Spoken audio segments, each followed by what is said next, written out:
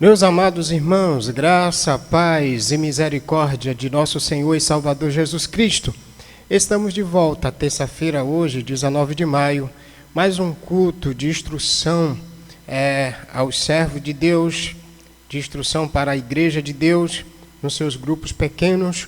E esse objetivo nosso é preparar nossas vidas, nossos corações, para servirmos a Deus com toda a nossa força, alma e entendimento. Vamos orar a Deus na noite de hoje, pedindo a Ele que nos ajude a cultuá-lo e a instruir nossas vidas por meio dEle, da palavra dEle, para que nossos corações cheguem mais próximo possível a uma vida piedosa, a uma vida temente a Deus, a vida de Cristo, a vida baseada no Evangelho de Cristo. Nosso irmão Marcelo, ele vai interceder a Deus, pedir a Deus por esse culto na noite de hoje, para que nossos corações se adequem a Deus através do nosso Salvador Jesus Cristo. Vamos acompanhá-lo nessa oração. Obrigado, Senhor, por esse dia que o Senhor nos deu.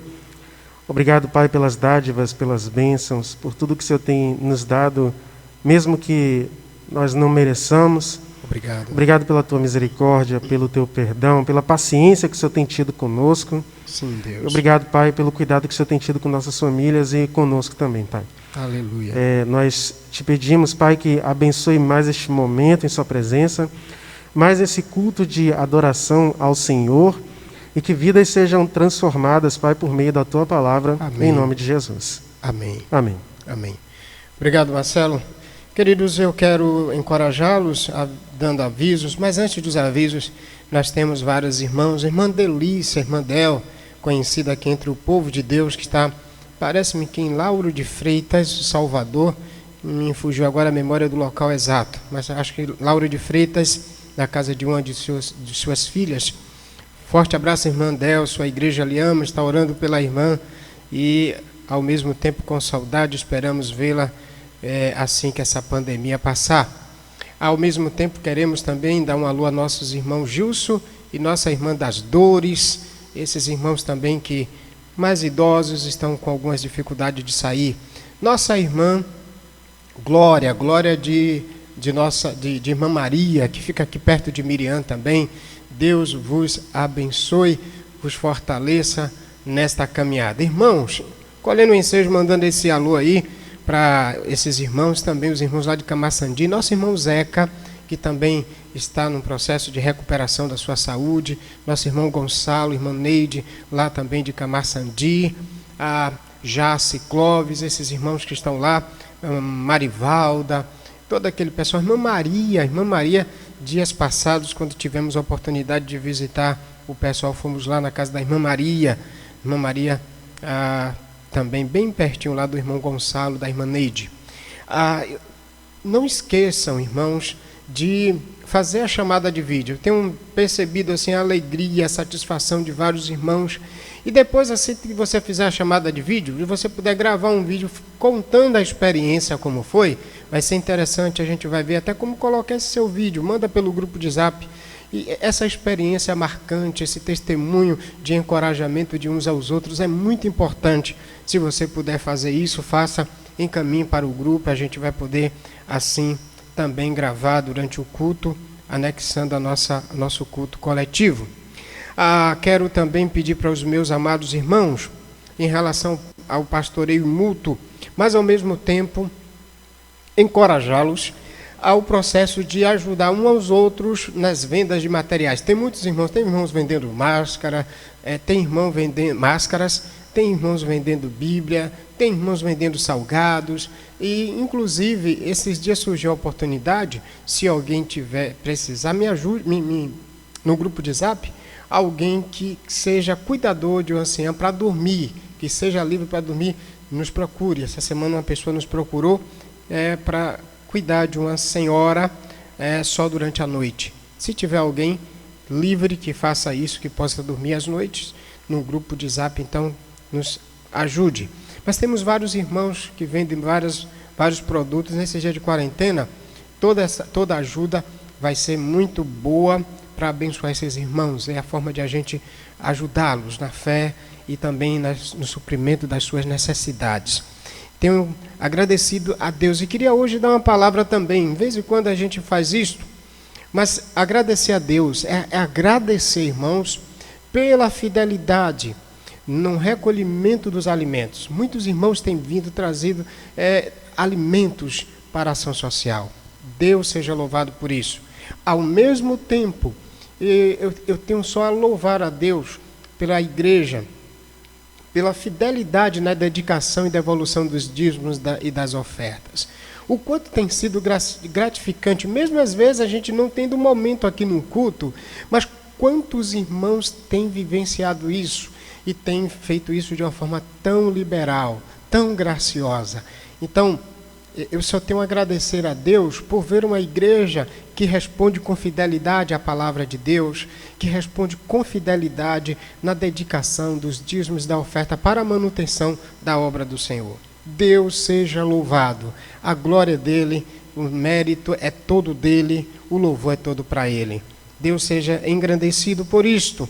Nós vamos então nesse instante. Eu quero ter hoje um momento adicional no nosso culto, embora a gente faça isso, está fazendo isso, mas Provérbios 28, 13 diz assim: aquele que encobre suas transgressões nunca prosperará, mas aquele que as confessa e deixa alcançará a misericórdia.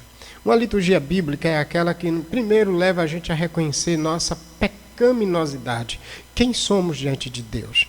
E eu quero nesse instante, vou convidar aqui nosso irmão Genilson, um dos líderes também da igreja, tivemos com Marcelo há poucos instantes, agora nosso irmão Genilson. A gente vai fazer uma oração de confissão.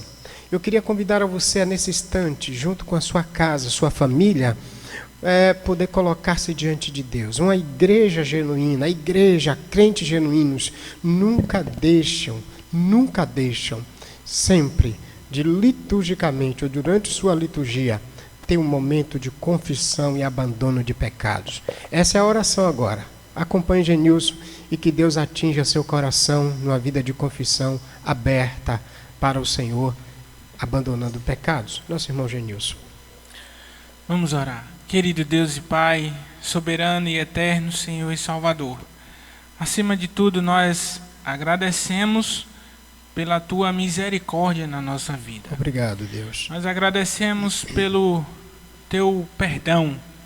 Nós agradecemos porque sabemos que o Senhor é grandioso, é gracioso para conosco. Obrigado, Deus. Davi, quando ele pecou e reconheceu o seu pecado com Betseba, ele compõe um salmo reconhecendo a misericórdia do Senhor. Obrigado, Deus. Que diante de seu pecado, a misericórdia do Senhor vai além. É verdade. E assim nós pedimos o perdão ao Senhor pelos nossos pecados, reconhecendo de fato que nós temos pecados, temos pecado contra outros, temos pecado contra o Senhor e temos vivenciado coisas muitas vezes fora daquilo que a Tua palavra nos instrui.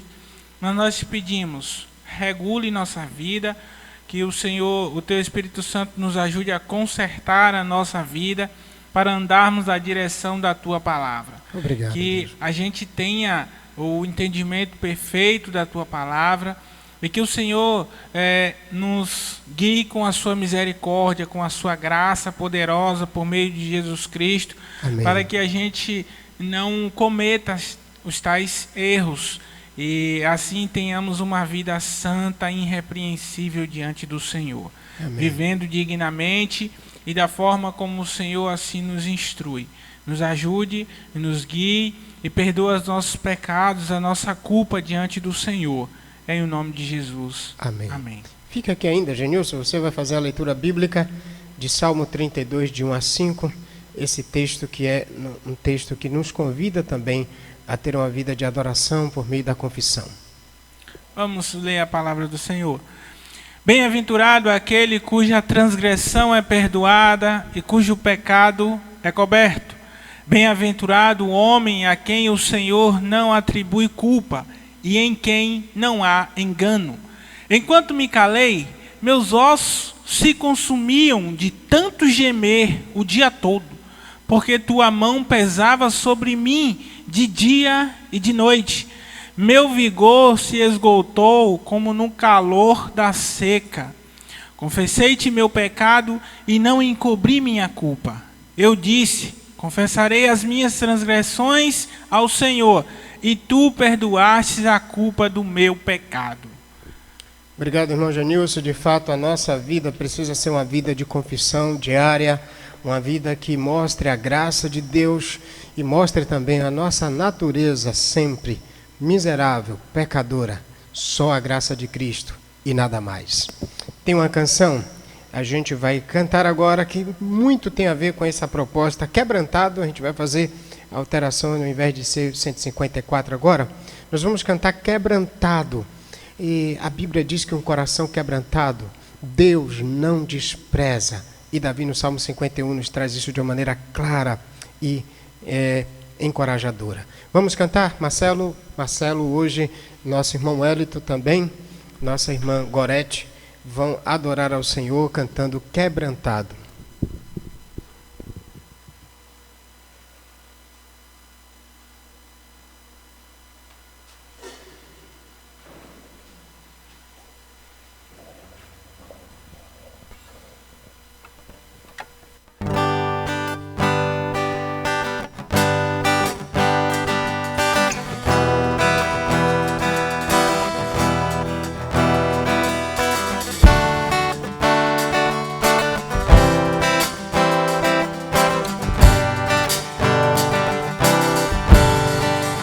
Olho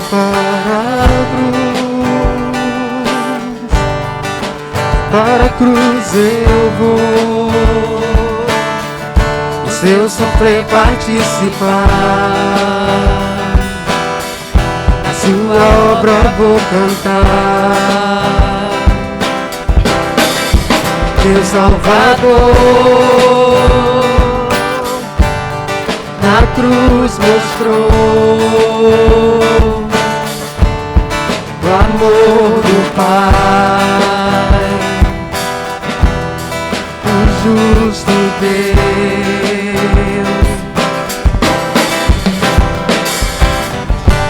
Pela cruz me chamou, gentilmente me atraiu e eu, sem palavras, me aproximo, quebrantado do seu amor.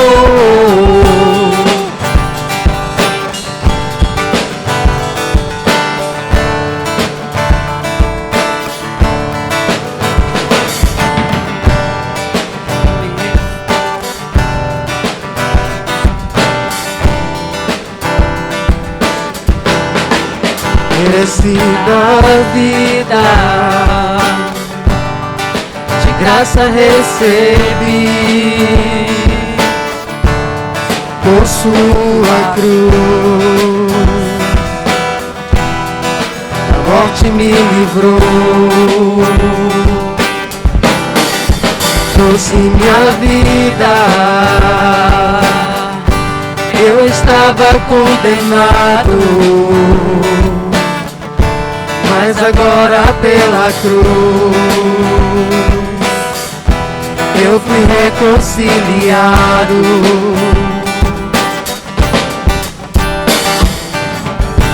Pela cruz me chamou, gentilmente me atraiu e eu, sem palavras, me aproximo, quebrantado com seu amor.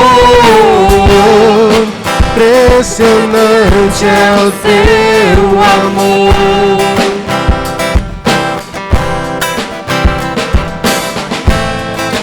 Me redimiu e me mostrou o quanto é fiel. Pela cruz me chamou, gentilmente me atraiu e eu, sem palavras, me aproximo,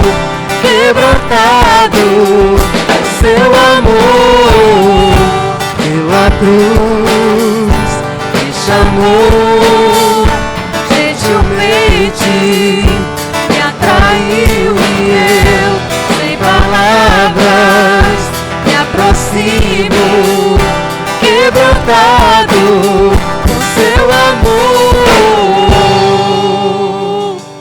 Amém.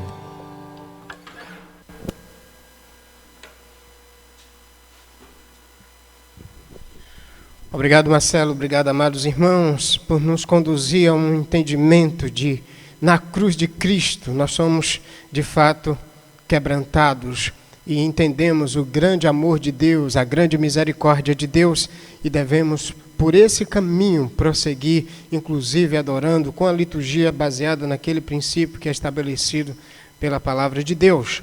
Nós vamos, nesse instante, também orar.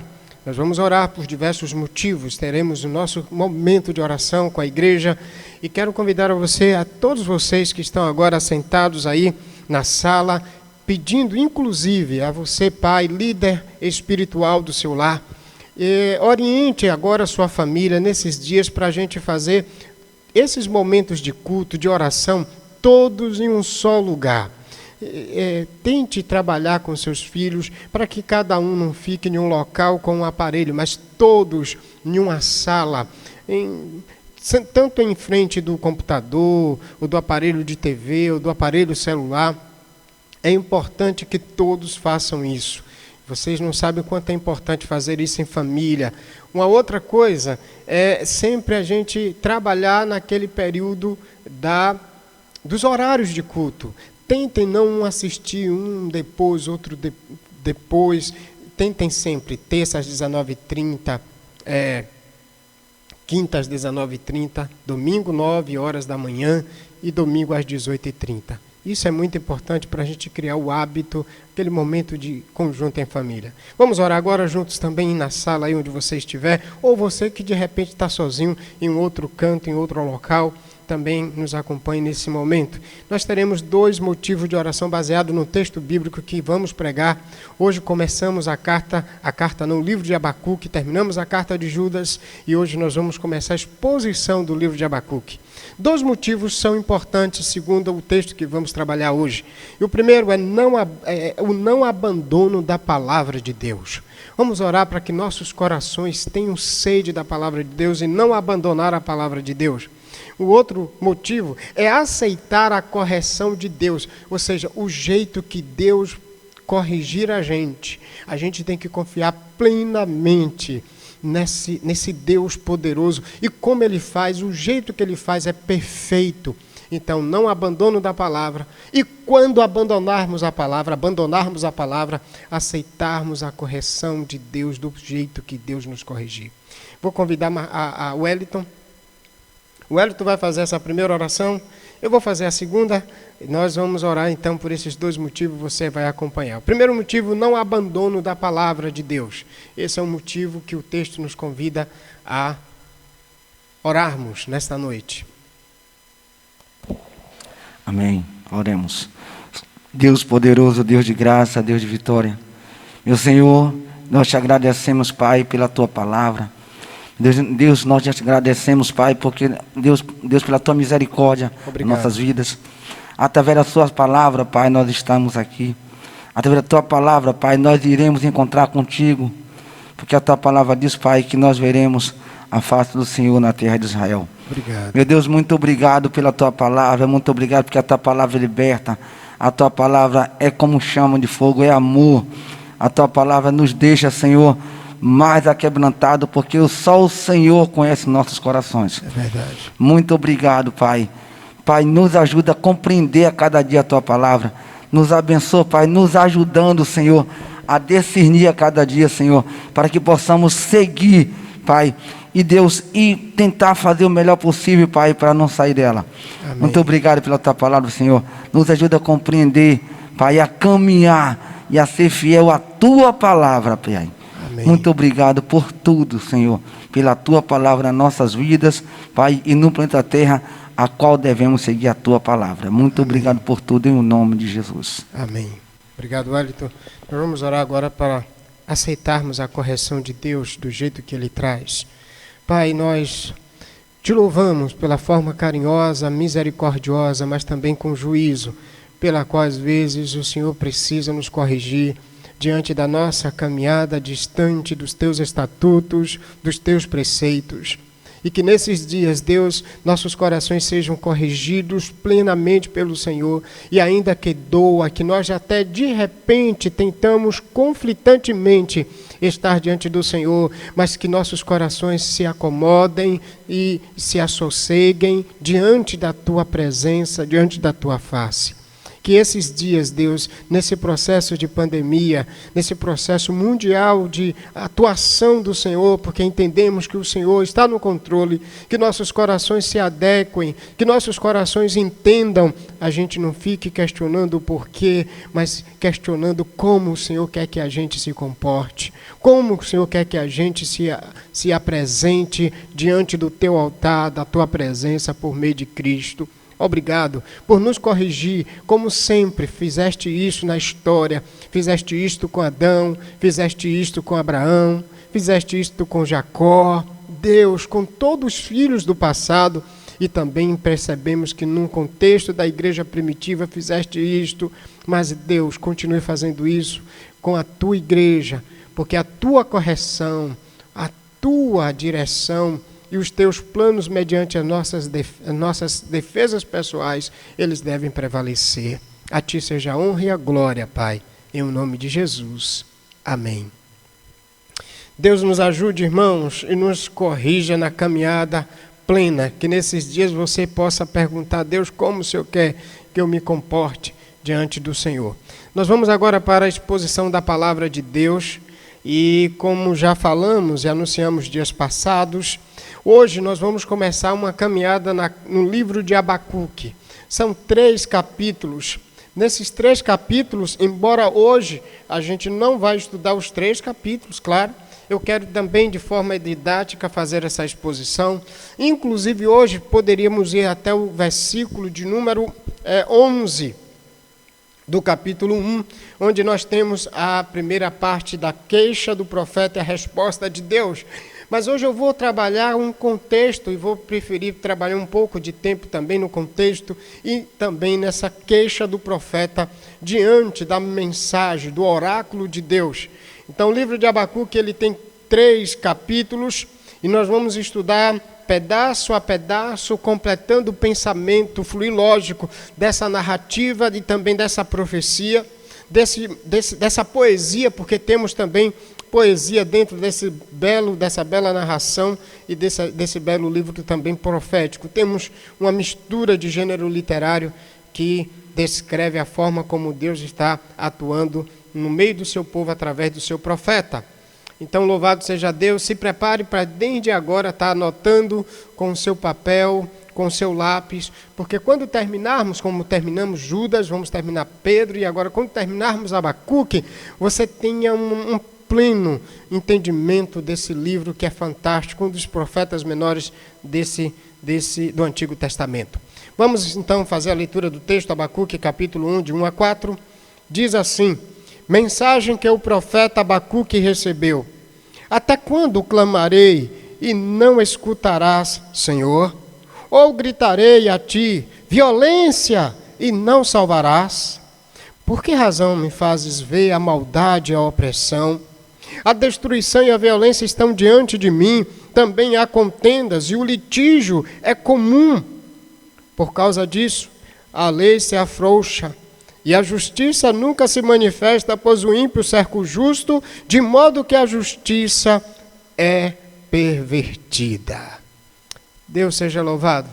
Vamos orar mais uma vez. Quero convidar a Genilson mais uma vez a orar de forma breve, pedindo a orientação de Deus sobre a palavra que lida foi, para que ela se aplique em nossos corações pelo Espírito do Senhor. Vamos orar, queridos. Deus amado, Deus querido, Pai de eternidade. Senhor, estamos aqui com os ouvidos atentos e abertos, com o coração aberto também para guardar a Tua palavra. Amém. A Tua palavra diz que bem-aventurado é aqueles que leem, os que ouvem e os que guardam o que está escrito na tua palavra. Obrigado, Deus. E agora chegou o momento de nós entendermos, refletirmos e aplicarmos a tua palavra no nosso coração. Amém. Que o Senhor, através do teu Espírito Santo, conduza o teu servo para alimentar o seu rebanho e instruí-lo da forma correta, como a tua palavra assim está já escrita. Amém. Nos ajude a entender, e mesmo com as situações adversas alheias que nos impedem de guardar em nosso coração, mas que a gente guarde e siga fielmente. Amém. Que o Senhor nos guarde e nos proteja.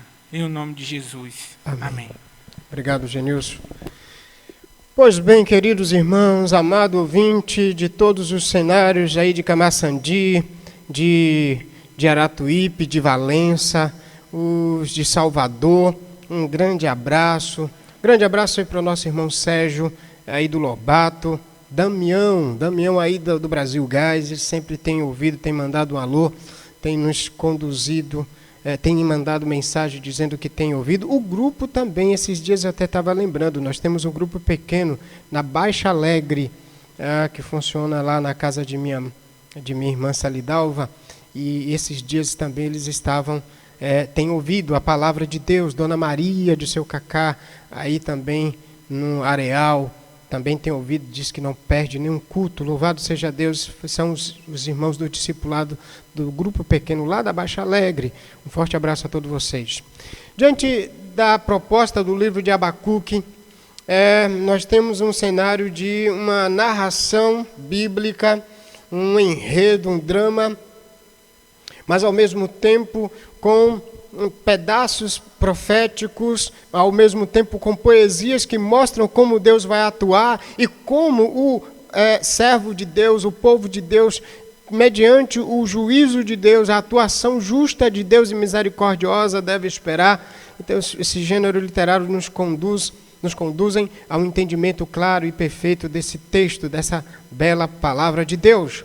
O livro de Abacuque é um pequeno livro e o autor é Abacuque.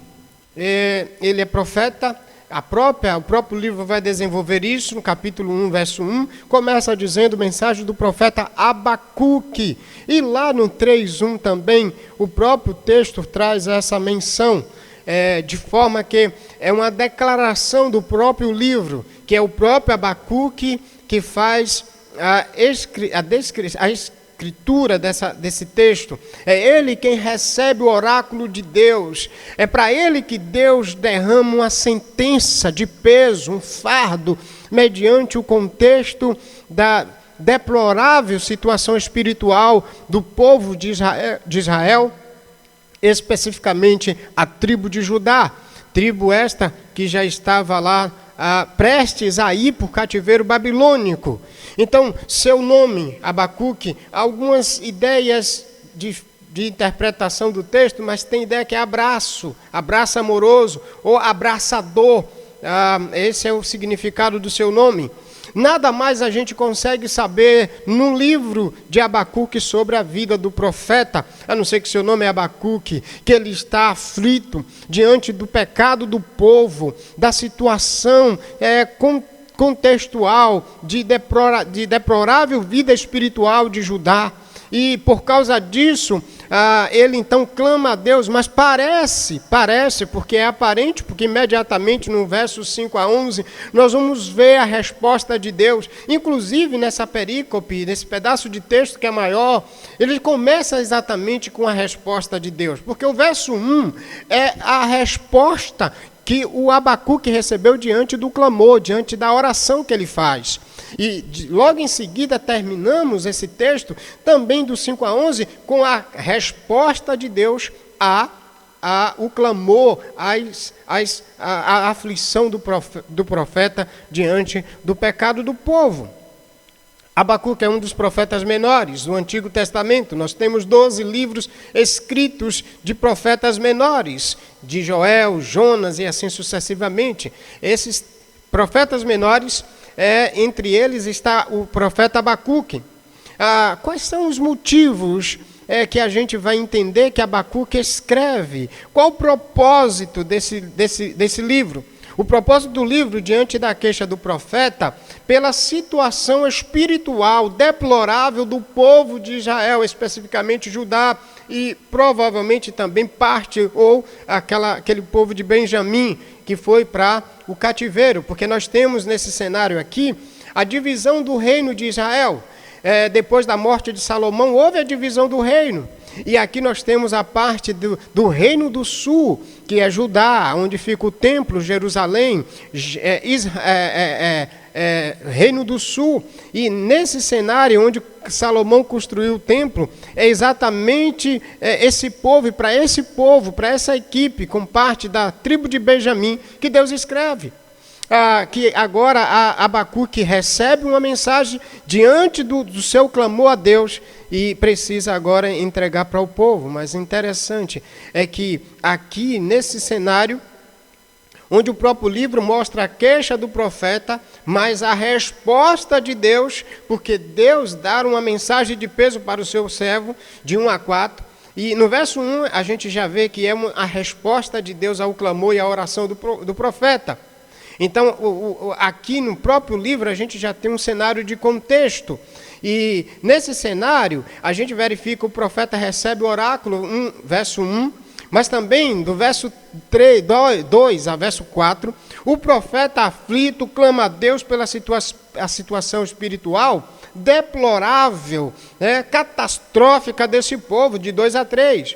Em seguida, no verso 4, a gente verifica o profeta apresentar a Deus as consequências da situação espiritual deplorável do povo. Diante da queixa do profeta, Deus diz que julgará o povo de Judá através dos caldeus. E aqui já então nos leva a um cenário de contexto.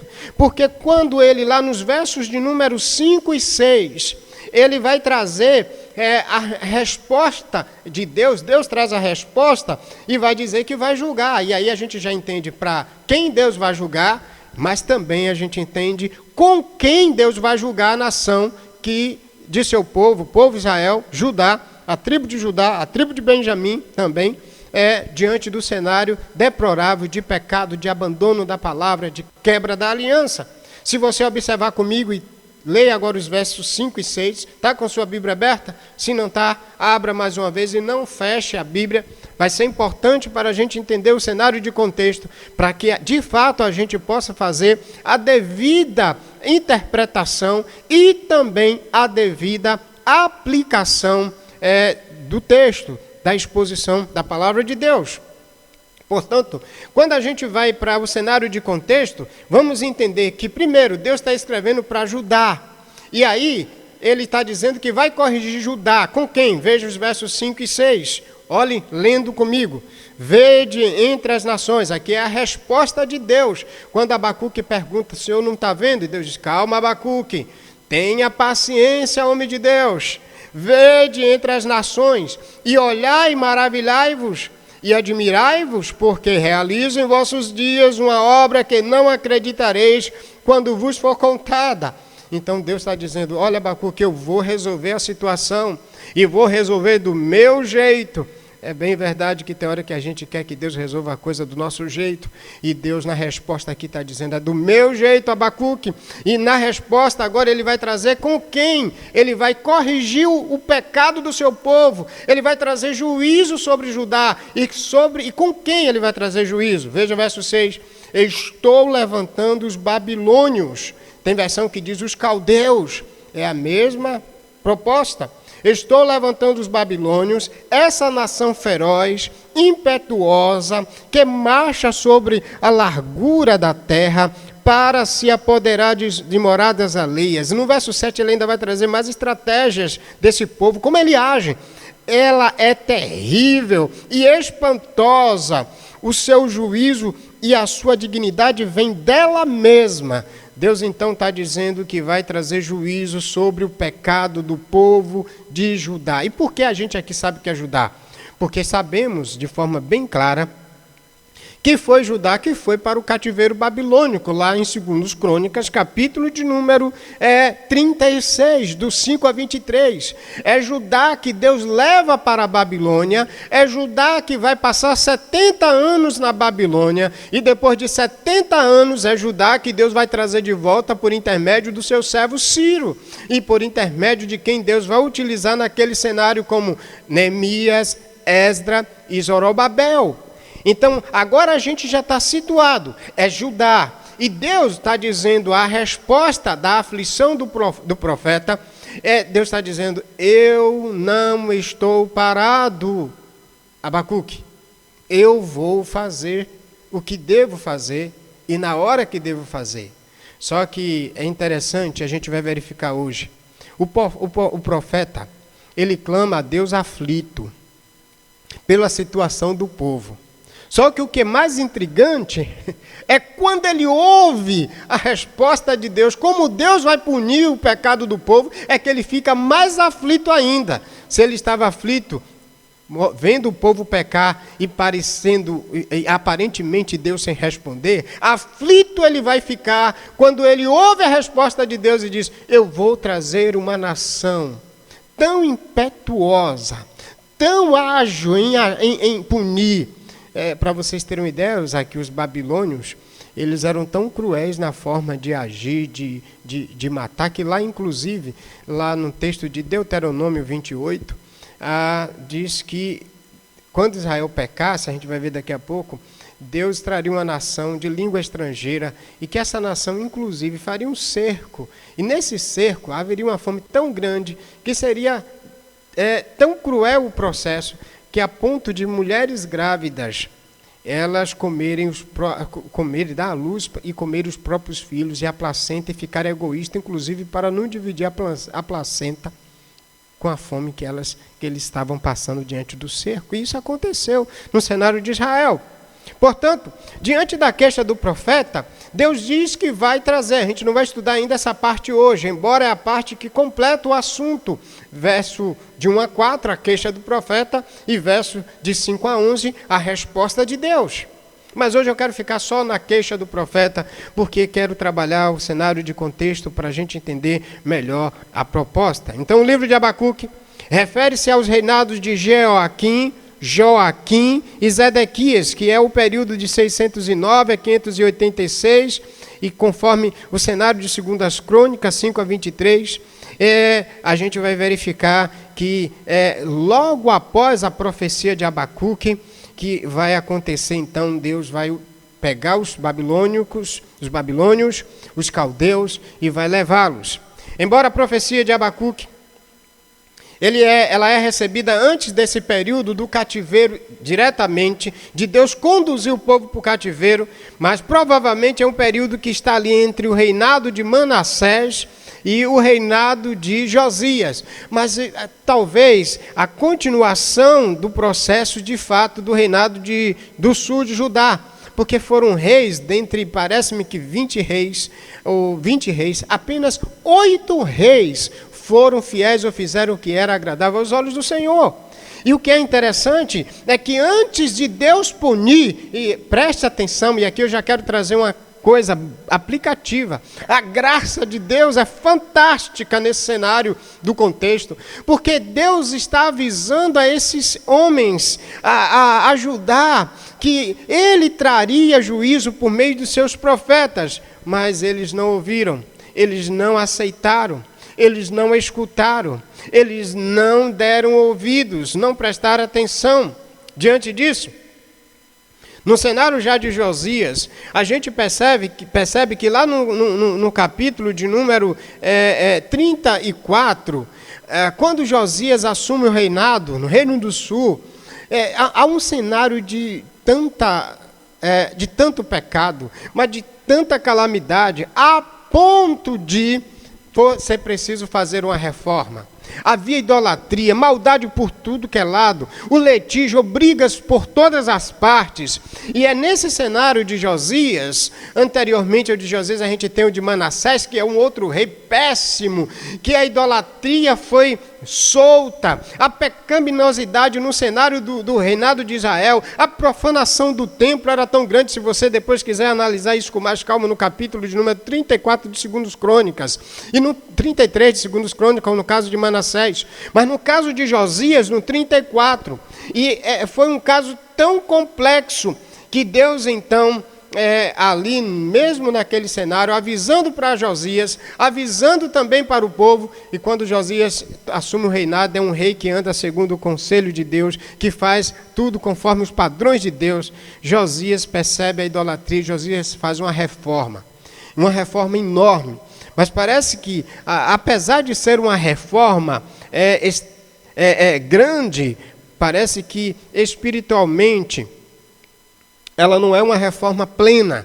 Apesar de que Deus, inclusive, em 2 Crônicas 34, a gente vai encontrar, do verso de número 13, ou do verso 18 a 21, do capítulo 34, a gente percebe que Deus diz a Josias que a calamidade que viria sobre eles, que já tinha sido avisado nos dias de Manassés, Deus iria adiar, jogar para frente, vai cair no período de Joaquim, Zedequias, porque o povo tinha abandonado a aliança, profanado o templo e tinha entrado em uma grande corrupção, em uma grande vida de deturpação, de profanação, distante dos propósitos de Deus. As condições espirituais desse povo, no cenário de Josias, é deplorável. E Deus então diz a Josias que ele precisava fazer uma reforma, e ele faz. Ele ouve a voz de Deus, e Deus então joga para frente aquilo que traria no período do seu reinado,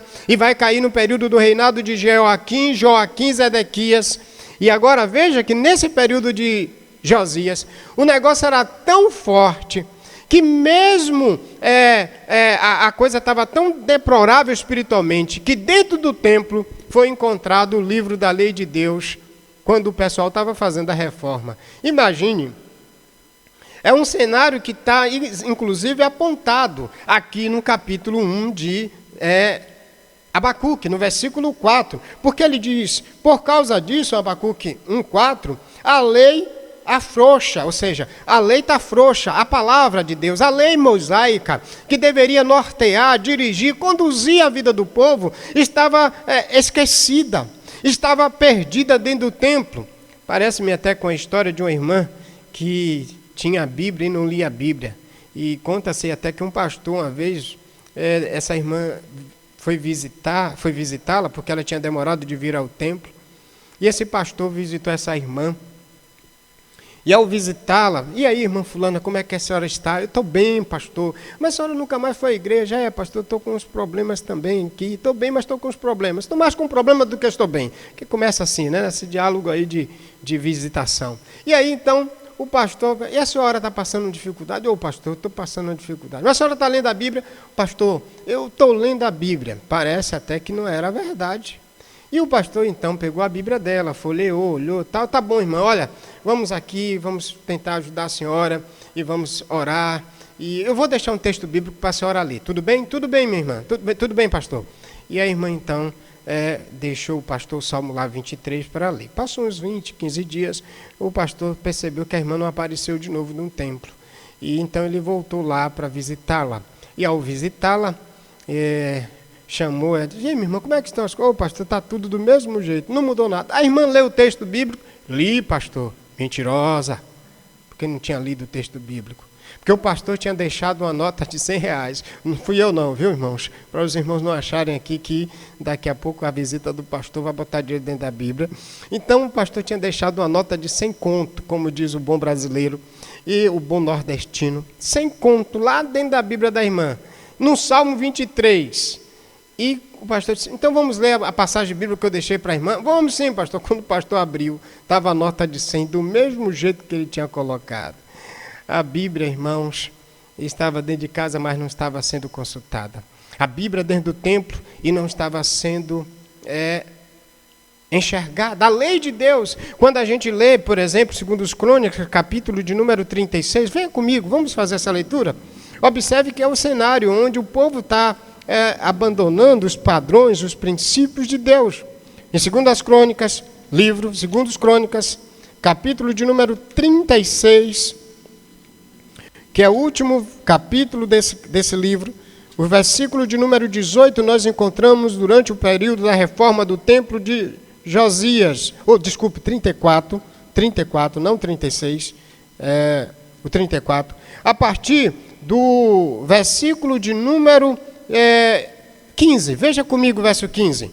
E Uquias disse ao escrivão Safã: achei o livro da lei no templo do Senhor. E o entregou o livro a Safã. Safã então levou o livro ao rei e contou-lhe: teus servos estão fazendo tudo quanto lhes encomendou. Tomaram a prata encontrada no templo do Senhor e entregaram nas mãos do superintendente, nas mãos dos que fazem a obra. Mas é interessante que quando eles estavam arrumando o templo, fazendo a reforma do templo, estava perdido dentro do templo, segundo o versículo 15, o livro da lei de Deus. Achei o livro da lei. O livro estava dentro do templo e estava perdido. É mera coincidência com a realidade de muitas igrejas de hoje em dia. A gente tem muitas igrejas que têm a Bíblia dentro delas, mas não é a Bíblia que norteia a vida da igreja. Talvez seja um aspecto semelhante ao aspecto de Judá. Não é mera coincidência. É que tem momentos que a gente verifica, por exemplo, inclusive nos púlpitos dos nossos dias, a Bíblia, ela está até aqui no púlpito, mas o assunto dirigido é sociologia, filosofia, psicologia, psicanálise. Deixa eu dizer, isso tudo tem o seu lugar na sociedade culturalmente falando, mas o que dirige a igreja, o que norteia a igreja, o que muda a vida da igreja, o que transforma a vida da igreja, o que faz com que a gente não peque, não viva uma vida desgraçada, desprovida da graça de Deus, é a lei de Deus, é a palavra de Deus. Mas na reforma do templo está lá a lei de Deus. Olha o cenário de Judá. Olha o contexto, por isso que Abacuque, agora no 1:4, voltemos lá para Abacuque, quando ele se queixa a Deus do pecado do povo, da violência, da falta de justiça, da destruição e violência diante dele, ele vai dizer a causa, por isso que ele vai dizer: por causa disso a lei se afrouxa e a justiça nunca se manifesta, pois o ímpio cerca o justo. Foi encontrada a lei dentro do templo, perdida dentro do templo. Imagine um crente não salvo dentro da igreja. Imagine a igreja com vários exemplares da Bíblia, mas que não é a Bíblia que é pregada no púlpito e não é a Bíblia que dirige, norteia o aconselhamento espiritual dos crentes, não é a Bíblia que norteia a vida de exposição em púlpito. Parece que é um cenário semelhante a este. Por causa disso, então, Deus ele vai mostrar que ele vai cumprir com a palavra dele, porque ele tinha dito lá, e aí depois você pode ler, ele tinha dito lá em Deuteronômio 28, quando ainda no tempo de Moisés, que se algum dia Israel abandonasse a lei dele, abandonasse os parâmetros dele, quebrasse com a aliança, ele ia usar tudo que ele usou para tirá-lo lá do Egito, ele ia usar contra Israel. Ele disse então que usaria inclusive uma nação de língua estrangeira, e agora ele está usando, ele disse que vai usar, no versículo 5 até o versículo 11, os babilônios, e esses babilônios vão arrasar, vão destruir o templo, vão tirar todo mundo de lá de 3 levadas, primeiro tira com Jeoaquim, depois tira com Joaquim, e depois tira com Zedequias. Inclusive até os olhos dos filhos do rei foram vazados, furados, por causa de um cenário de abandono da palavra de Deus. É interessante que quando a gente lê a palavra de Deus, lá em 2 Crônicas 36, vai agora comigo, 36, de 17 a 21, nós encontramos também esse cenário deplorável que quando Deus chegou, Israel já estava vivendo, e por isso Deus desenvolveu e cumpriu com o seu juízo, conforme tinha dito. Olha comigo no 36, a partir do versículo de número 17. Primeiro a gente vai verificar do 12, do 13 até o versículo 16, o que estava acontecendo nos dias lá de Zedequias, um dos reis, o último rei que é levado, deportado para a Babilônia. Veja que quando o Senhor escreve agora, no cenário já posterior à profecia de Abacuque, olha o que ele diz: também se rebelou contra o rei Nabucodonosor, ele está falando de Zedequias, que eu tinha feito jurar por Deus, mas mesmo assim continuou inflexível, obstinado, para não voltar ao Senhor Deus de Israel. Obstinado quer dizer duro de coração. Verso 14. Além disso, todos os chefes dos sacerdotes e o povo aumentavam cada vez mais sua infidelidade. Olha, os chefes dos sacerdotes e o povo aumentava cada vez mais a infidelidade. É o quadro que Jeremias está pontuando. Jeremias não, Abacuque está pontuando agora em 2 a 4. E o povo aumentava a infidelidade, veja agora, seguindo todas as abominações dos gentios, das nações pagãs, profanaram o templo que tinha sido santificado para si em Jerusalém, o que o Senhor tinha santificado para si em Jerusalém.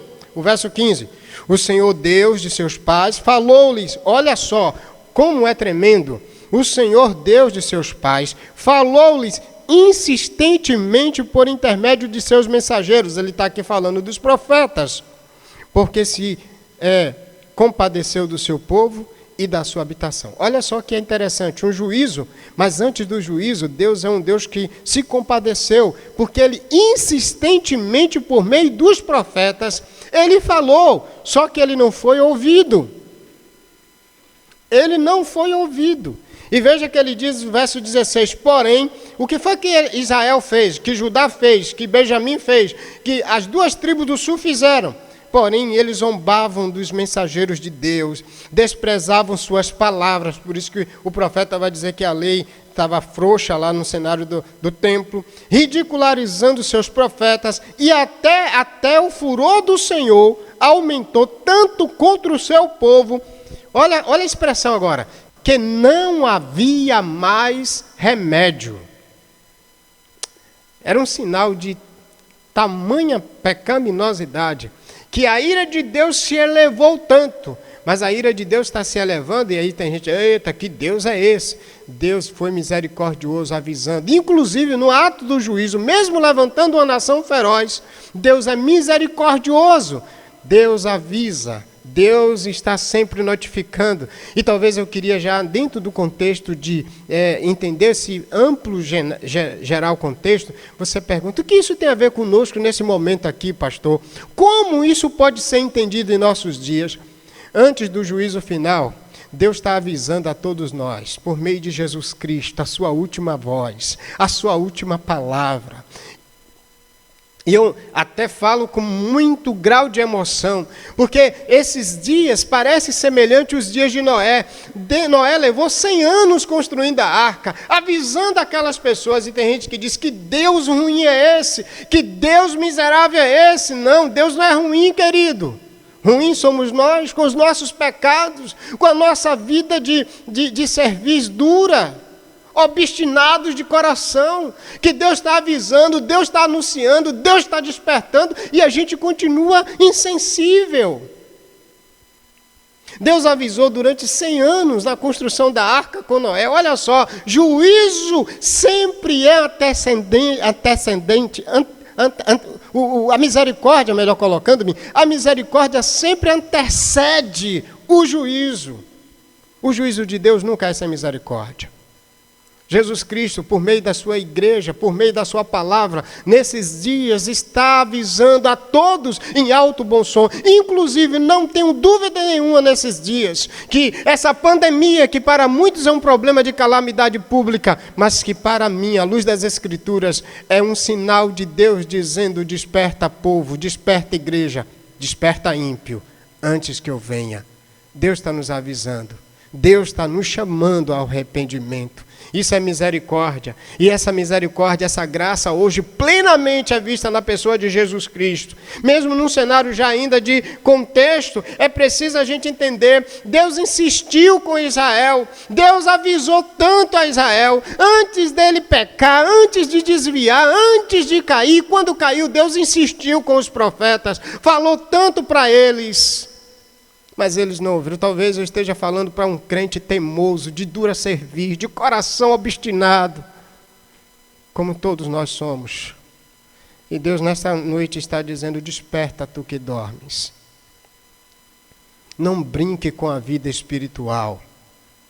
Não brinque com a vida cristã. Não brinque de ser crente.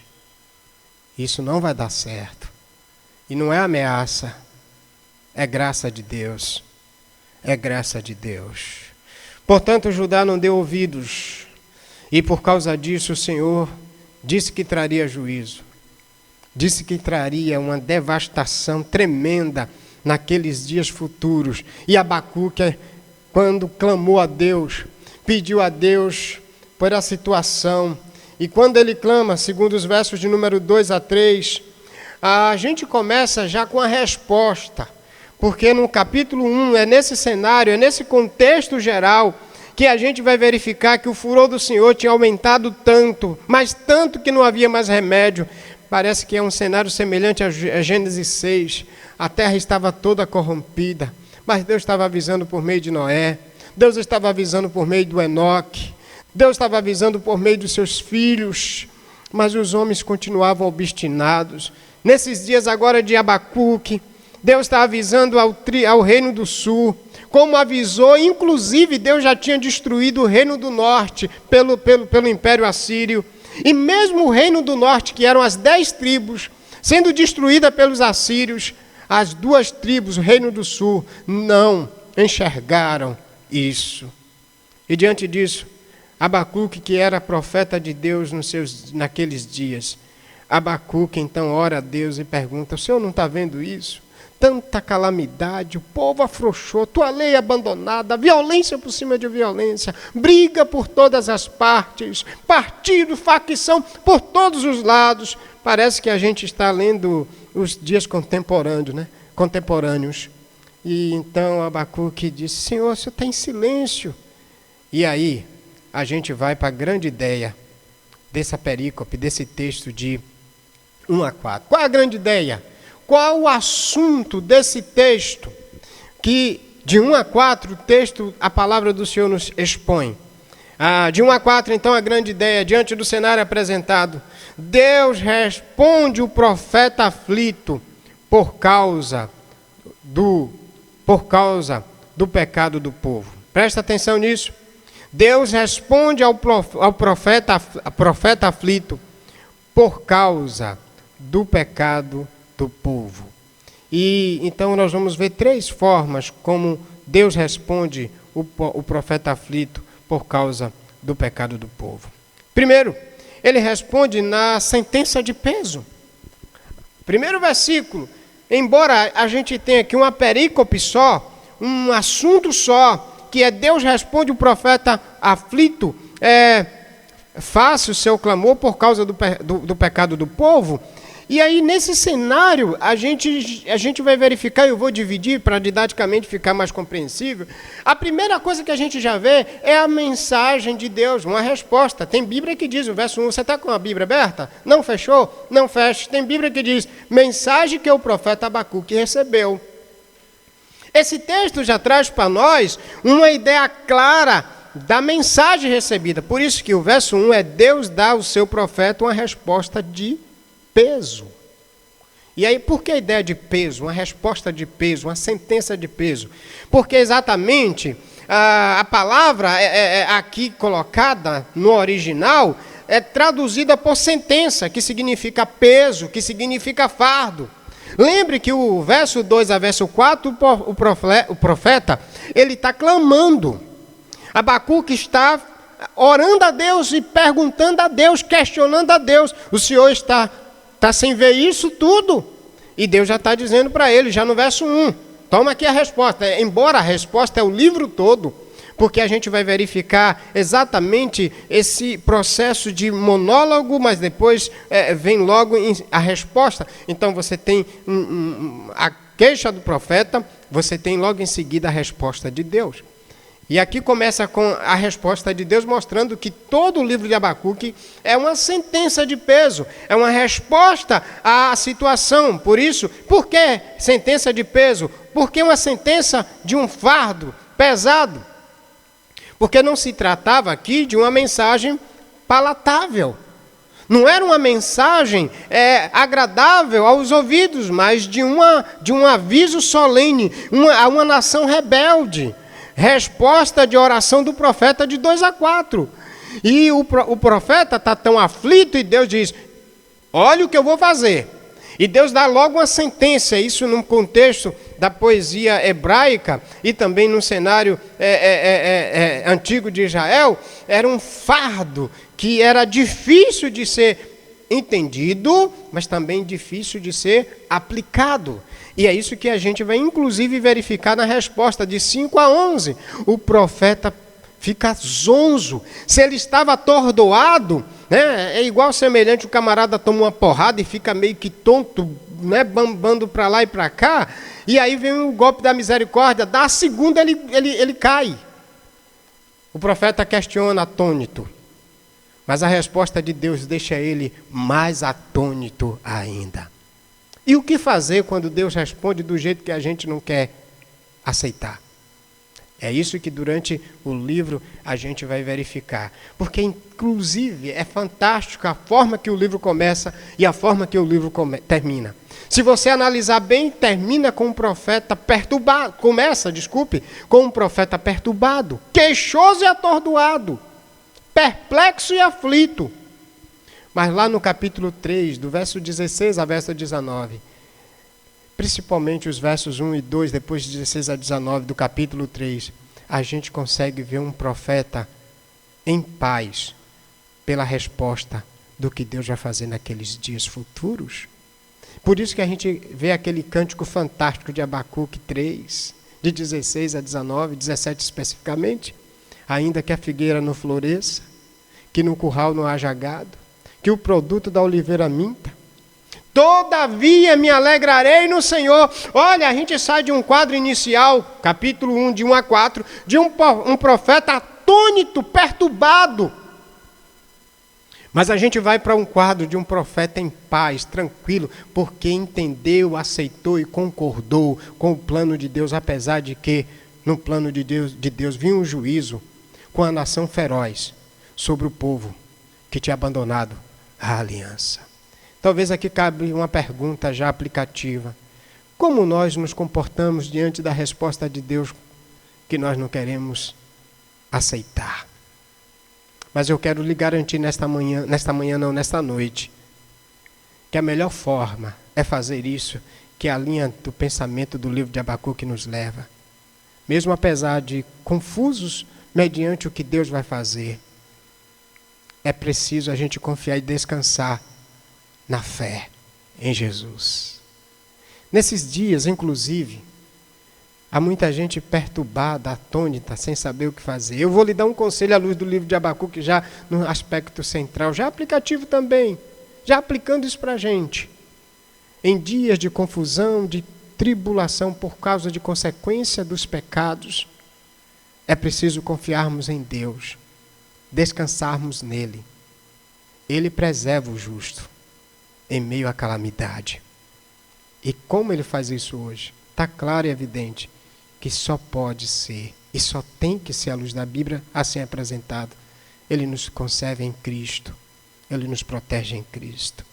Diante disso, queridos, podemos então entender, Deus dá a seu profeta uma resposta de peso.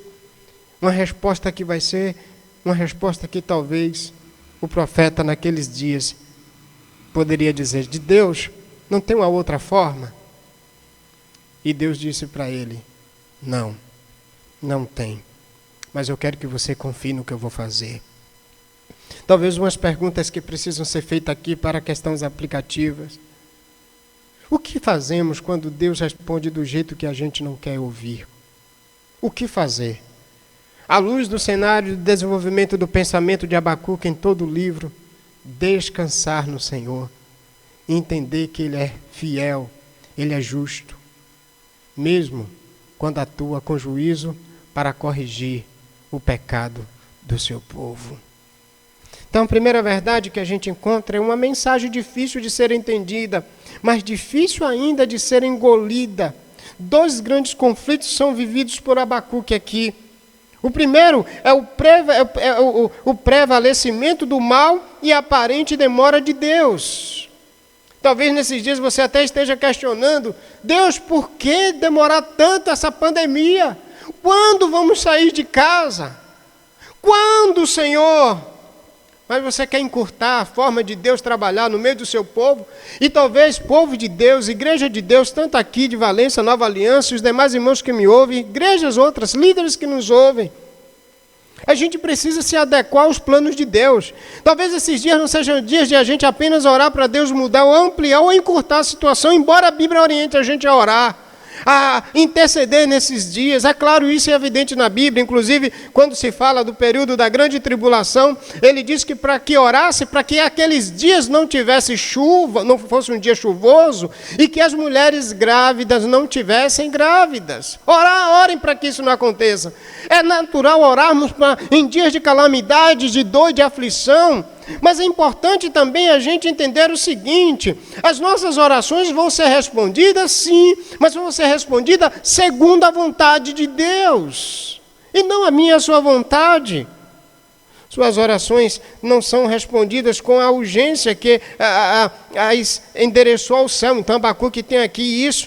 Ele ora, mas as orações dele não são respondidas com a mesma urgência que ele desejava. Tanto é que no versículo de número 2, a gente vai ver isso daqui a pouco: até quando clamarei e não escutarás?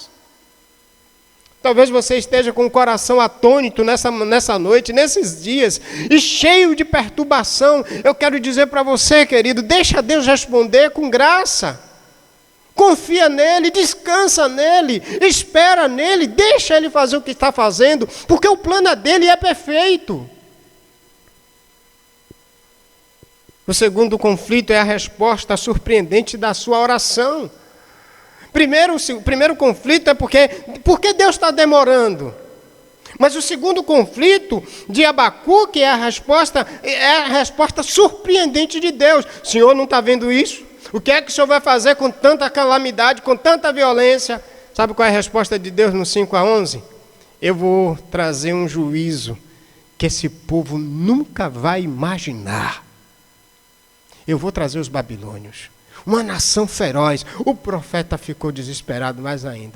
Ele tinha tomado já a primeira porrada. A primeira porrada é a aflição, porque Deus aparentemente está demorando. A segunda porrada: Senhor, dessa forma? A gente vai ver isso num processo continuado.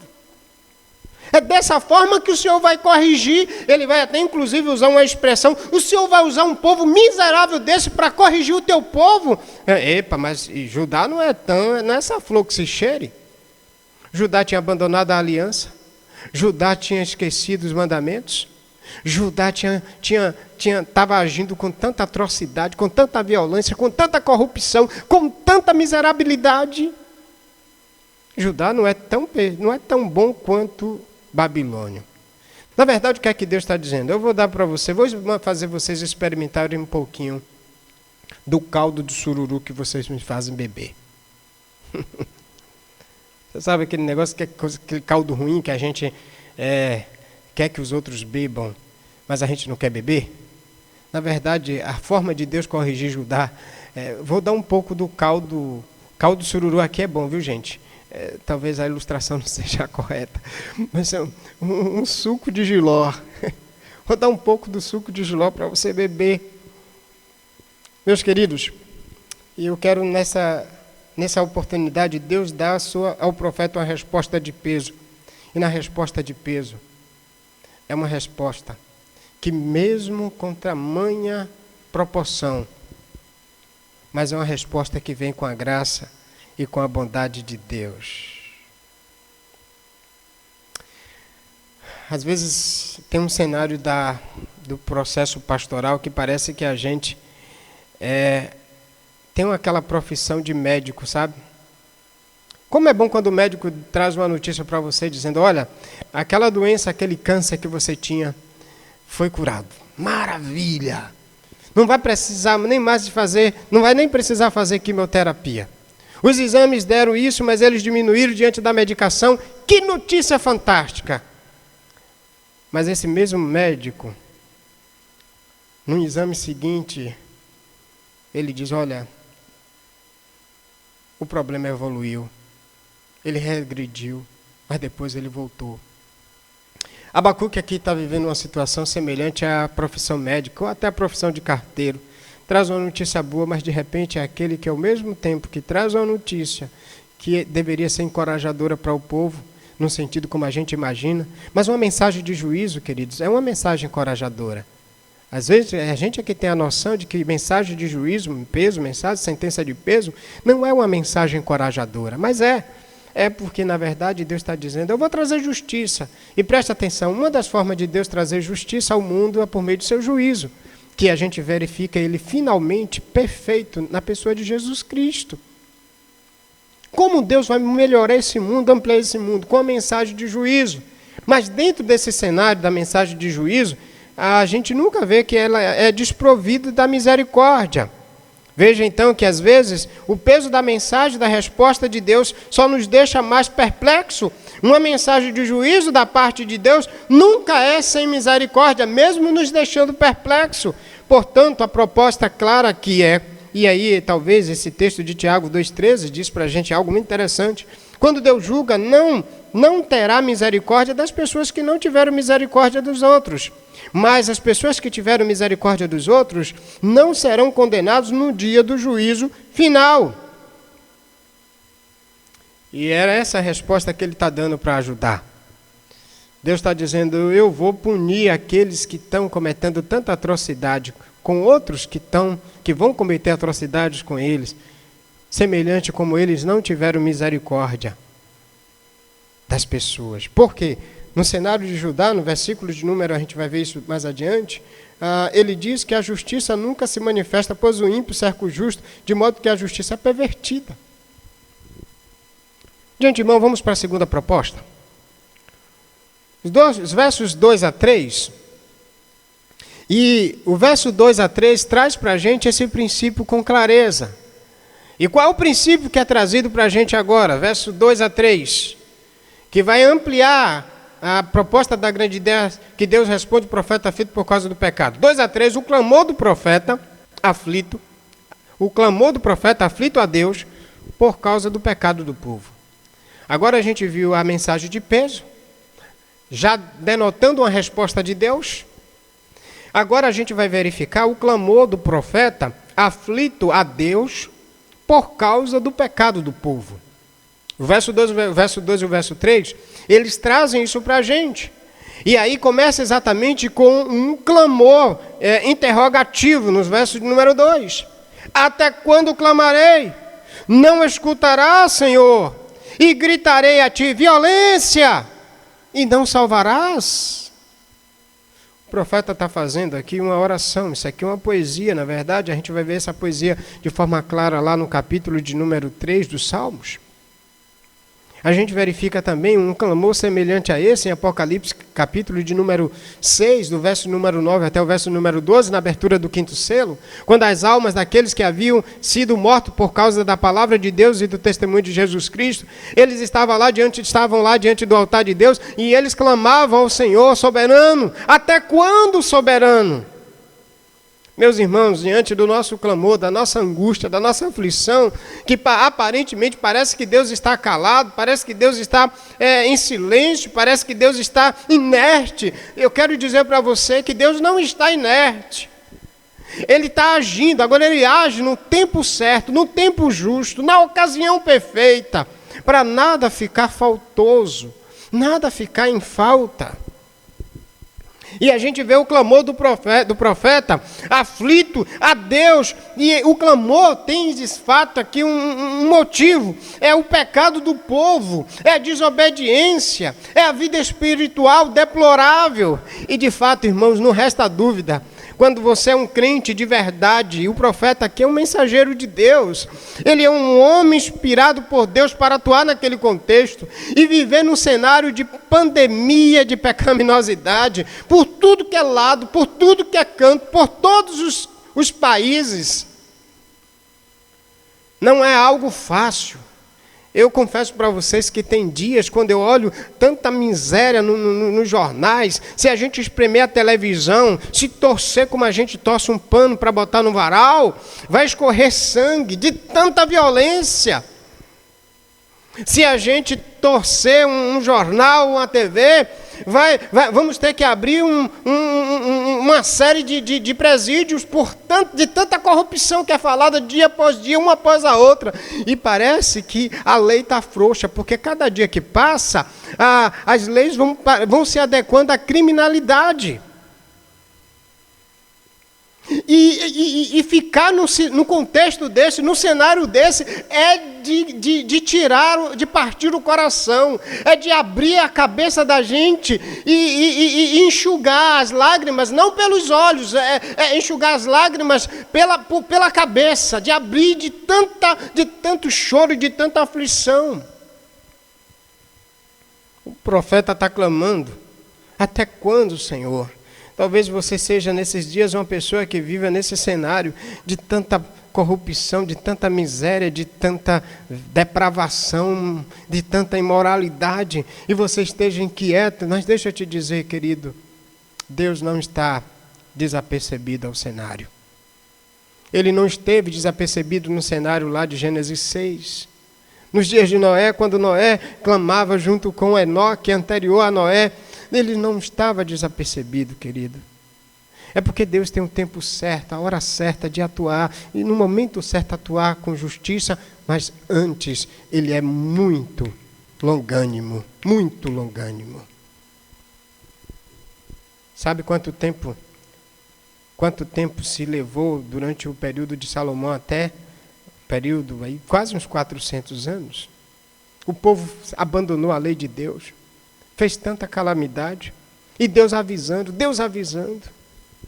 E o profeta então clama a Deus, aflito, e a aflição, qual é o motivo da aflição? Qual é a causa da aflição? O pecado do povo. Veja que no versículo 2, ele vai dizer: por esta razão me fazes ver a maldade, a opressão, da destruição, a violência que estão diante de mim. Também há contendas, brigas, né? O litígio é comum. A ideia aqui é que ele está exatamente dizendo: há brigas em todas as partes, e tudo isso está diante dos meus olhos, está diante de mim. E parece que o profeta se viu com pés e mãos amarrados.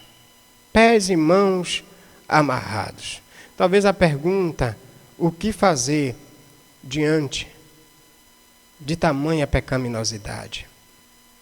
Orar a Deus, proclamar a sua palavra, ainda que sejamos rejeitados, e confiar no seu justo e misericordioso juízo. Não fazer nada além disso. Porque às vezes a gente pode se incorrer em querer fazer justiça com as próprias mãos. E deixe-me dizer uma coisa para você nesta noite. Quando se trata de pecado, não é justiça com as próprias mãos que resolve. É juízo misericordioso divino que resolve, que traz um mundo diferente do que nós estamos a enxergar. Quero fazer algumas aplicações para a gente já ir para o aspecto final. Primeira aplicação: olhando para os dias e os dias que vivemos, nós às vezes enxergamos as disputas religiosas das igrejas, e parece que a gente verifica um cenário de Abacuque onde os crentes estão em litígio comum. Judá, os líderes, porque o texto vai falar lá em 2 Crônicas, o capítulo 36, que os chefes dos sacerdotes, eles viviam cada dia mais insubordinados. Talvez isso possa parecer um cenário semelhante aos que vivemos, e aí a gente precisa entender como resolver essa parada. Olhando para as disputas religiosas das igrejas na internet, às vezes parece até nos amedrontar, porque para Cristo, o povo dele, deve ser conhecido à luz de João, e nisto conhecerão todos que sois meus discípulos, se amardes uns aos outros. A pergunta talvez é a seguinte: se nós amamos, por que nos amassamos? Por que tanta disputa religiosa? A pergunta que deve ser feita agora: será que tudo é grupo de Deus, é igreja de Deus? Será que a igreja de Deus deve entrar nessas disputas, nessas brigas? Se é a igreja de Deus de fato? Olhando para os debates pastorais em rede nacional, um jogando pulga no outro, um jogando flecha no outro. Parece que é emocionante essa ideia de disputar. Inclusive a Bíblia chama a gente a não entrar em brigas, em partidos. Paulo chama Timóteo a não entrar nessas questões. Isso em aspecto mais específico aqui. Parece também semelhante aos dias de Noé, de Gênesis 6, de 1 a 12. Era uma confusão generalizada. E a pergunta é: como Deus resolveu tudo isso? Ou a pergunta: como resolver tudo isso diante dos nossos olhos? Aflições, vamos viver. Mas como Deus, a pergunta talvez clara é: como Deus vai resolver tudo isso? E aí eu quero apelar para você, irmão cristão, diante desse quadro geral de tanta calamidade, de tanta depravação espiritual, de desequilíbrio de vida cristã. A pergunta que tem que ser feita: quem vai resolver tudo isso? E como vai resolver tudo isso? A resposta: Deus. Quando? No tempo dele. No tempo dele. Porque nos dias de Noé, como ele fez, ele agiu num cenário de tamanha corrupção, Gênesis 6, de 1 a 12, a gente verifica que ele, antes de trazer o dilúvio, de trazer a morte para todo aquele povo, aquele mundo, ele avisou e chamou. Mas quem foi que foi preservado? O justo viverá da fé. É isso que a gente vai verificar. O preservado é Noé que creu. O preservado é Noé que ouviu a voz de Deus e obedeceu. Que não abandonou a lei de Deus, que a lei de Deus em seu coração não estava perdida. Nos dias de Adão, após a desobediência, vemos também esse mesmo cenário. Deus tinha avisado a Adão: não coma. Deus sempre avisa. E o aviso de Deus é um ato de misericórdia. É um ato de graça, é um ato de compaixão. Deus sempre está avisando antes. Adão, não coma. A ordem de Deus em 2,16 e 2,17. Porque no dia que comer vai morrer. Mas Adão comeu, Adão desobedeceu. Mas antes veio a graça, veio a bondade de Deus, por meio da sua palavra poderosa, graciosa, da sua ordem fantástica e cheia de amor. Mas Adão seguiu o padrão fora daquilo que era de fato o padrão de Deus. E aí veio o juízo.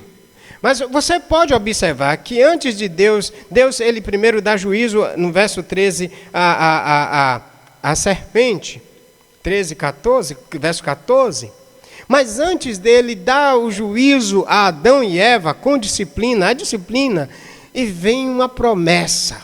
No verso 15, vem uma promessa redentiva, que o descendente da mulher, uma alusão já a Jesus Cristo, ele seria aquele que esmagaria com a cabeça da serpente, da descendência da serpente, uma alusão à destruição do pecado, é a destruição daquele que infiltrou o pecado na raça humana. Antes de Deus atuar com juízo, com disciplina sobre Adão e Eva, ele faz uma promessa, a promessa redentiva, a promessa da graça. Nos dias de Adão, após a desobediência, a sentença de juízo, também a Adão e a Eva, vem depois da promessa da promessa do descendente. 3,15. Deus avisou o povo e foi ignorado. A gente vê isso no cenário de Abacuque. Antes de vir o juízo com os caldeus, veio o aviso, veio a graça, veio a bondade de Deus. A proliferação do pecado, na verdade, é um convite a duas coisas. Quando a gente vê o pecado crescer, a descendência de Deus sair do padrão de Deus, os descendentes, os filhos de Deus. Então o pecado é sempre um convite a duas coisas. Primeiro, ao juízo de Deus. Mas antes do juízo, vem a misericórdia. Esse é um cenário que a gente poderia aplicar da seguinte forma: diante do clamor da igreja, da aflição dos santos, da labuta dos santos, existe um momento gracioso agora que nós estamos vivendo na pessoa de Cristo Jesus. Ele agora, querido, ele é advogado. Ele é aquele que perdoa pecados. Ele agora é aquele que está dizendo: se arrependam. Ele começa o ministério dele lá em Marcos, capítulo 1, versículo 14, fazendo um convite, 14:15. Arrependei-vos, crede no Evangelho, o reino de Deus é chegado. Em Jesus Cristo agora, Igreja Batista Nova Aliança, irmãos do mundo inteiro, internautas, seja quem for agora que tiver a escuta dessa palavra divina, juiz vai vir. Jesus vai vir. É por meio dele que Deus está nos falando nos últimos dias. Mas a fala dele agora ainda para mim e para você, igreja que está fora do eixo, igreja que estava, como exatamente a gente falou no domingo à noite passado, aqui, a igreja de Sardes 3, de 1 a 6, ela estava morta, mas ele chama, ele dá alerta, ele dá imperativos: acorda, levanta, antes que eu venha como ladrão, antes que eu te pegue de surpresa, antes que eu te surpreenda. Antes do juízo vem graça, antes do juízo vem Jesus. E isso para duas coisas: para a gente viver nossos relacionamentos compatíveis com a verdade de Deus, e que a gente possa viver a graça de Deus, a bondade de Deus, inclusive sendo misericordiosos uns com os outros, como Ele foi misericordioso. Esse é um padrão. Israel não estava sendo, Judá não estava sendo, tanto que o texto vai dizer que eles faziam isso de maneira muito aberta. Ele vai dizer que eles não estavam sendo misericordiosos uns com os outros. E é o que a Bíblia em Cristo, um cristão genuíno, ele age como Cristo age com a gente. Ele perdoa, assim como Deus nos perdoa em Cristo. Talvez um aspecto prático para os nossos relacionamentos seja esse: fazer com que a graça de Deus, a bondade de Deus, a misericórdia de Deus seja também nos nossos relacionamentos. Às vezes marido e mulher passa dias e dias sem se falar, sem se conversar. Filhos que não falam mais com os pais. Pais que abandonaram os filhos, deixaram órfão, mesmo tendo consciência de que ele é pai dele, de que foi ele que gerou. Pessoas que se convertem, mas não conseguem perdoar aqueles seus casos do passado. Isso não é ser cristão, queridos. Eu não estou aqui emitindo juízo de valor. Mas a luz da Bíblia diz que quando nós somos perdoados, e essa é uma característica de salvo, nós precisamos, como Ele nos perdoou, perdoar. Em Israel, o pecado era tão grande que, ao invés de haver um relacionamento saudável, confortável, num contexto do povo, porque para isso Deus tinha desenvolvido, a gente já está num cenário de divisão de reino. Havia tribo do norte e tribo do sul, porque eles não se deram. Lá em Jeroboão, em 1 Reis, capítulo 11 e 12. Primeiro, como aplicar essa graça de Deus nos nossos relacionamentos, pai, filhos, irmãos, maridos, mulheres, esposa. No seu trabalho, quando o seu patrão, mesmo sendo descrente, mesmo sendo aquele camarada cascadura, mas talvez mais cascadura do que ele é você, que tem o Espírito de Deus, tem a vida cristã e vive como se fosse um não cristão. Mas o aspecto geral é Cristo, Ele. É a graça de Deus antes do juízo final. Quando Ele vier, Não vai haver mais jeito, querido. Mas agora, a última fala de Deus, à luz de Hebreus, a gente vai ver isso mais adiante agora, nos convida a um arrependimento, a ouvir a lei de Deus, a ouvir a palavra de Deus. O último aspecto, verso 4. O que é que está aqui como grande ideia? O profeta aponta para Deus o resultado do pecado do povo.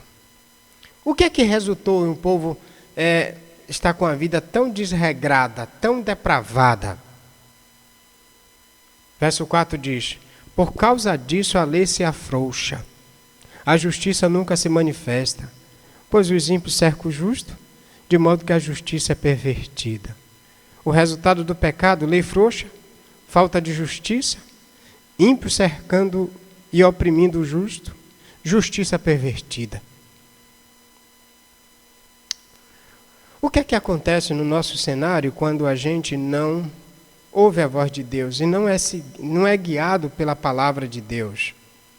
Não vai existir coisa boa no cenário. Porque a gente tem um mundo tão depravado, tão violento, tão pervertido. Porque eles não querem, inclusive, se você observar, é proibido a Bíblia ser lida em escolas, é proibido tanta coisa em relação à palavra de Deus, mas não é proibido depravação sexual, mas não é proibido em corrupção e imoralidade. Onde a palavra de Deus não atua, querido, o povo é depravado, o povo é corrupto. O povo não tem justiça. Tudo é pervertido. Só quando Cristo, o Verbo encarnado, palavra viva de Deus, atua, há coração amoroso, gracioso, misericordioso. O profeta aponta para Deus os resultados no clamor. E o resultado está tudo fora do lugar, Deus. Talvez nesses dias você se sinta assim. Está tudo fora do lugar, Deus. Num cenário de pandemia, onde tudo deveria estar harmoniosamente para tentar trabalhar, o cenário é um brigando aqui, outro brigando lá. E o pior de tudo, às vezes eu me sinto assim, sabe? O pior de tudo é que as igrejas estão no meio. O pior de tudo é que alguns pastores estão no meio, batendo também cabeça e brigando uns com os outros por causa de A, partido B, partido C. Não é esse o plano de Deus. Não é isso quando a palavra de Deus reina no coração e na vida da igreja que acontece. O profeta aponta para Deus o resultado do pecado do povo. E por que o povo está assim? Porque a lei estava dentro do templo e ninguém sabia, ninguém usava.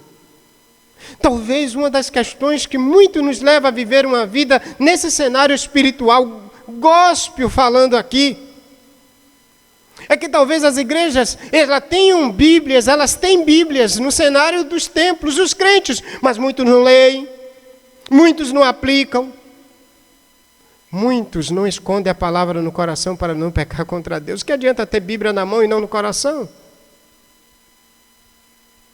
Que adianta ter Bíblia dentro do templo, mas não ser o dirigidor da nossa liturgia, dos nossos aconselhamentos? Que adianta?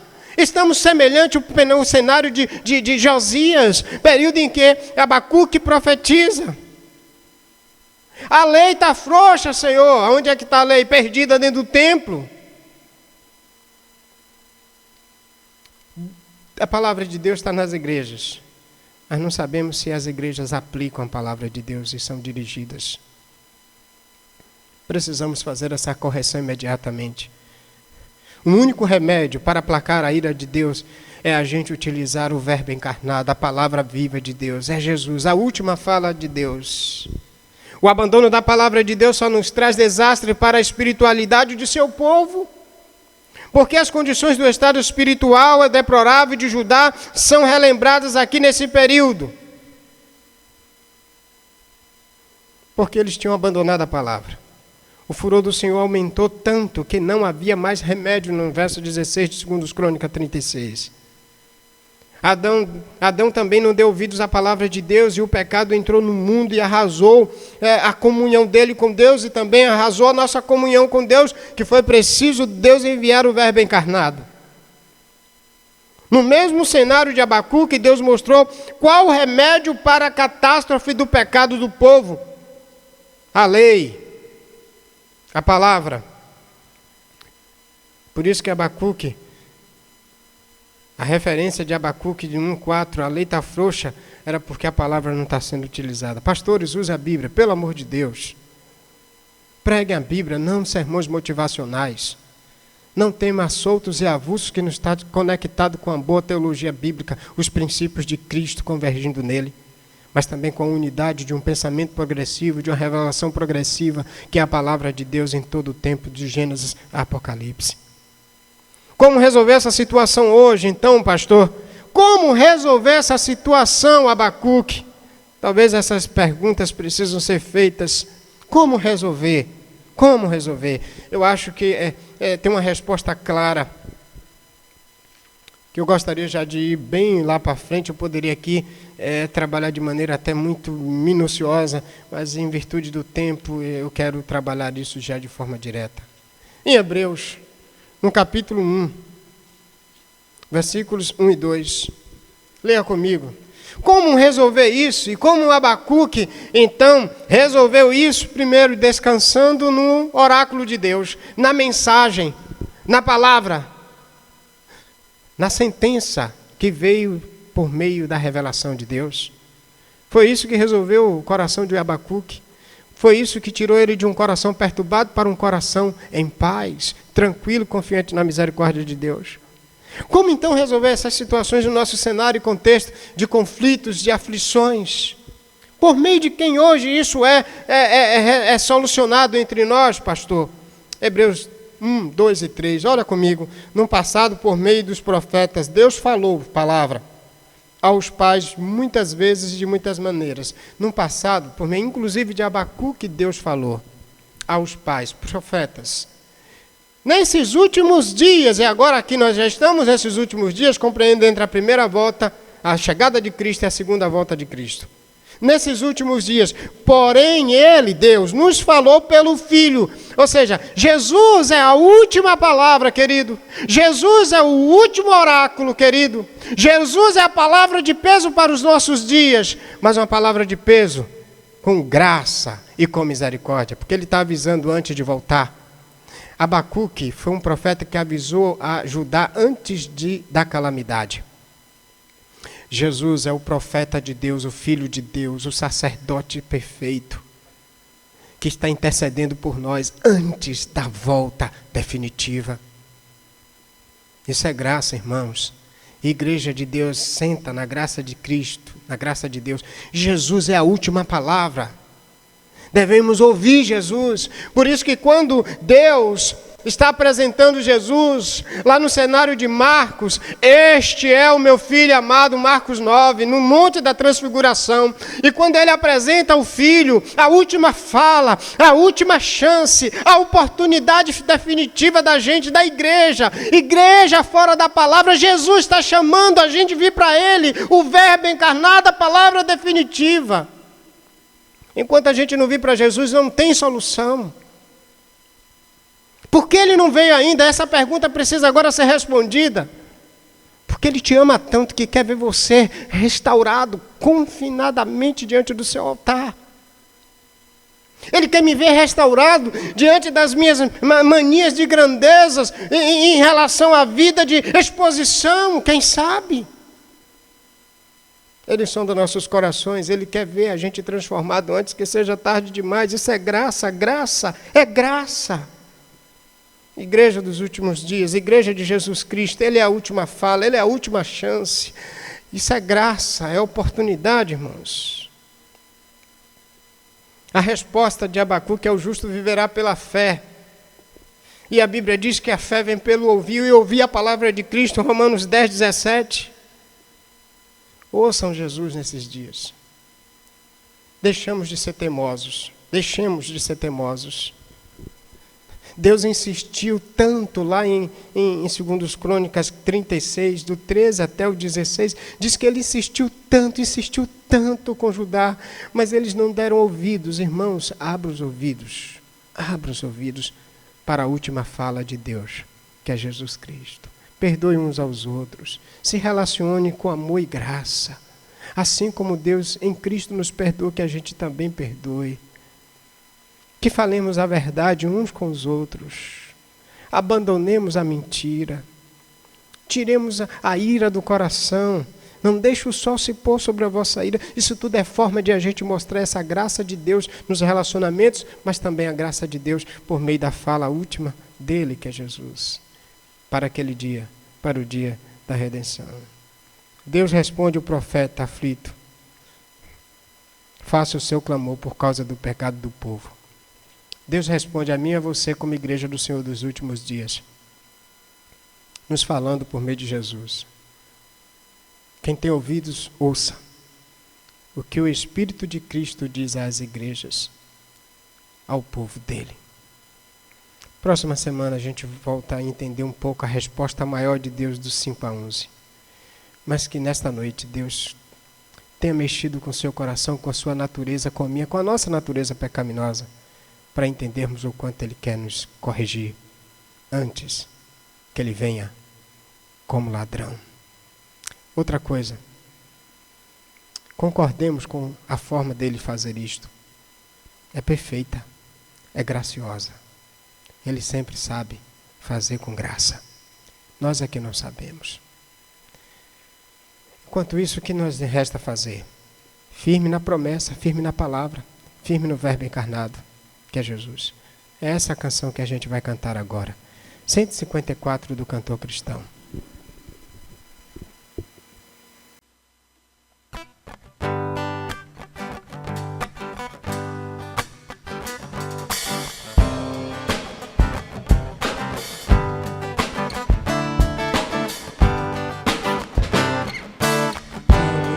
Promessas do meu Salvador, eu darei louvores ao meu Criador.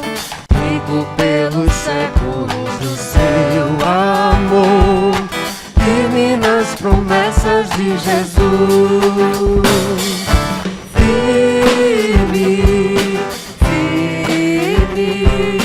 Firme nas promessas de Jesus, meu mestre.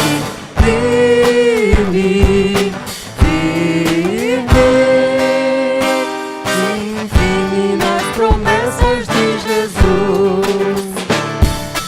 Firme nas promessas, não irei falhar, e das tempestades a me consternar. Pelo verbo eterno eu hei de trabalhar, firme nas promessas de Jesus. Firme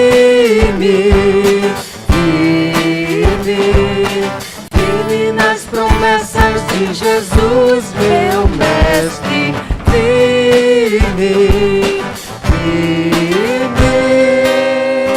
Sim, firme nas promessas de Jesus. Firme nas promessas, sempre vejo assim purificação no sangue para mim. Plena liberdade gozarei sem fim, firme nas promessas de Jesus.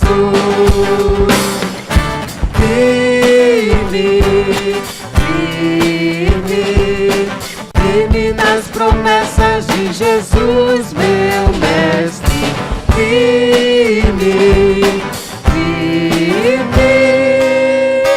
Sim, firme nas promessas de Jesus.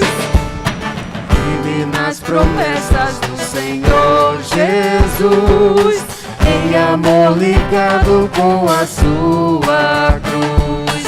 Cada dia mais alegro-me na luz, firme nas promessas de Jesus. Firme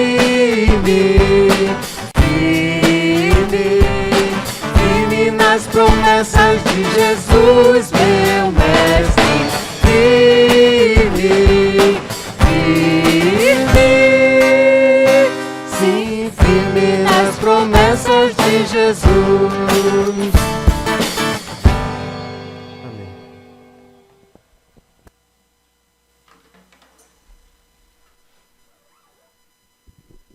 Obrigado, amados, por nos lembrar das promessas de Jesus.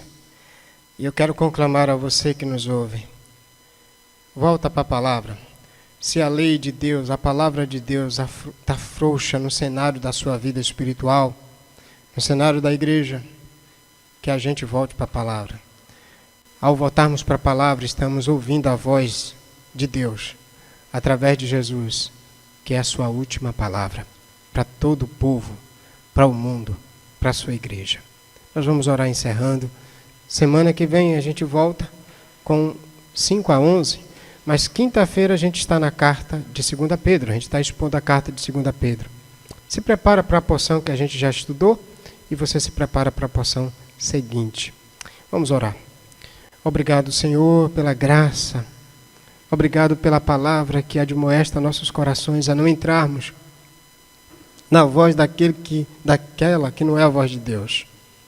Obrigado porque o Senhor nos revelou Jesus Cristo com clareza, nos dando entendimento que nós não precisamos ouvir mais ninguém, apenas Ele. E só acontece isso no cenário da tua igreja nesses dias, quando a tua palavra com fidelidade é pregada. Ajude aos obreiros, Deus, espalhados na terra, no mundo, a serem obreiros aprovados. E a única forma de ser aprovado por ti é manejando bem a palavra da verdade.